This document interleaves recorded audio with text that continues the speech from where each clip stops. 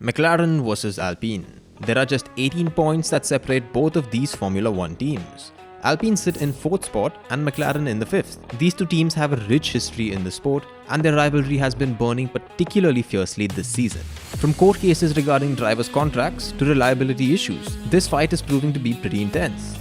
So hello and welcome to Fervent Motorsports. In this video we discuss the rivalry between these two teams and where will it go from here. Currently, Alpine sits 4th in the table with 125 points. McLaren sits just behind them with 107, but the points don't tell you the entire story. To understand that, we have to dig a bit deeper. Each team has two drivers who race on Sunday. For Alpine, it's Esteban Ocon and Fernando Alonso.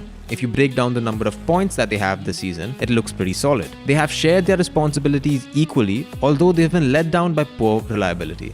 Out of the 4 retirements that came to the team, 3 came to Fernando Alonso while Ocon suffered just once at Silverstone. Alonso has scored 47% of the team points, while Ocon has scored 53%. It's pretty solid teamwork when you look at it. On the other hand, if you turn to McLaren, you'll understand what I mean. While the Alpine drivers have almost shared their responsibility equally, at McLaren it seems like Lando Norris is carrying the team. Out of all the points scored this season, Norris has scored a whopping 82% of them, while Ricciardo has contributed just 18%. This is a stat that many people shy away from. Last season, Ricciardo's contribution to the team was 40% of the total points. This season, he's been struggling because of the car. It doesn't handle the way he'd like to, which means that he has to relearn some driving techniques. Now don't get me wrong, Daniel Ricciardo is an exceptional driver, but this season he has been slacking a bit. Norris, on the other hand, has been pretty impressive.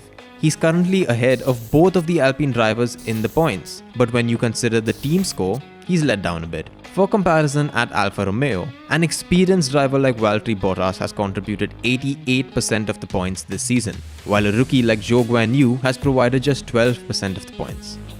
Now this brings us to off-track drama. McLaren understood that Ricciardo's slump in form could be bad for the team. They have intentions to win the World Championship and Formula 1 is just brutal sometimes. Which is why they struck a deal with the Alpine reserve driver Oscar Piastri to replace Ricciardo next season. But the bottom line is both of the teams went to court over who had a valid contract over Piastri, and ultimately McLaren won that battle.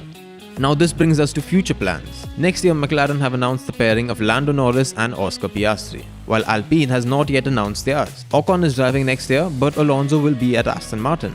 McLaren have also announced that they will be spending about $300 million to upgrade their wind tunnel and simulator at the factory. This will definitely help them out in the years to come. The same thing applies to Alpine, who have announced that they will be expanding in all areas in a bid to throw punches with the bigger teams of Formula 1.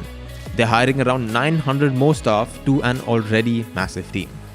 So that's it. While these two teams will probably fight until the last race in Abu Dhabi, they have been setting the scene for an electrifying battle next season. Who do you think will come out on top this year? And who will be on top next year? Let us know in the comments below and stay tuned to Fervent Motorsports as we get you the best of motorsport news.